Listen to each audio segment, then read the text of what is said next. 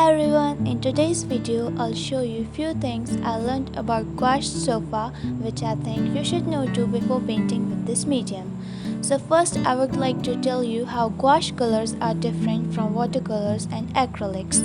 So watercolors are water-based medium and they are transparent, which means when applied on paper, the white paper will still show through from underneath. They are light, bright and dries with a transparent finish. So gouache is known as opaque watercolor, which means you have to mix it with water, same as watercolor, but they are not transparent. They have more pigment in it, that's why they are dense and heavier. Acrylics are opaque. You can mix a little bit of water or just use it straight from the tube. They can be applied thickly to create different textures. You can see how acrylics dries with a glossy, shiny finish while gouache dries matte and flat. Watercolors can be reactivated with a wet brush and it dries very slowly.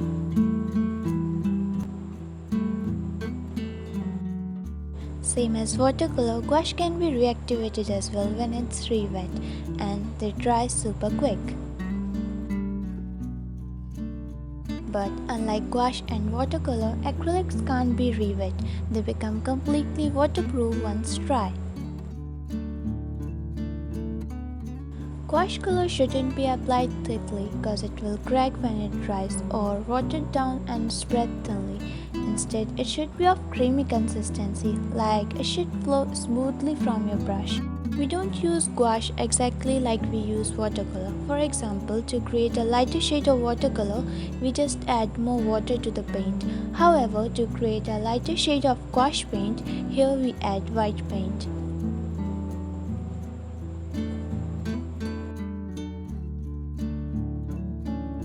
You can see how on the left side the gradient is not smooth because gouache have more pigment in it, which makes the paint sits on paper and you will get inconsistent gradient. Also, this isn't the best look for it, but on the right side I used white to lighten the blue color and it'll give you a smooth gradient from dark to light color. So now you know that gouache can be reactivated with water once they dry. The second layer of paint should be applied thickly over the first layer to avoid the underneath layer of paint from reactivating. Also, don't try to overwork the second layer. You can see how it disturbs the bottom layer and the black paint starts mixing up with the yellow paint. This time I applied a fresh black paint and it's still wet, and even my second layer of paint is thick, still it messed up both layers.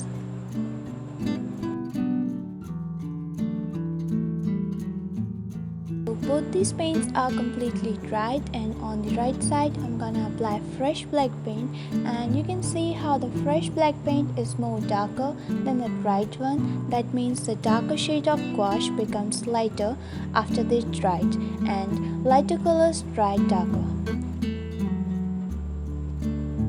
I speed up the video and you can see how the dark colors are getting lighter while the light colors are getting darker.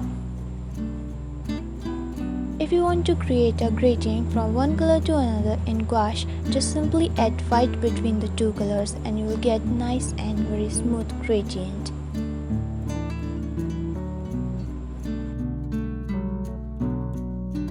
Although I told you that gouache shouldn't be used very thickly or thinly to a watercolor consistency, but still you can use them in your own different ways. So thank you so much for watching the video and let me know in the comments if you find the video helpful. Bye bye!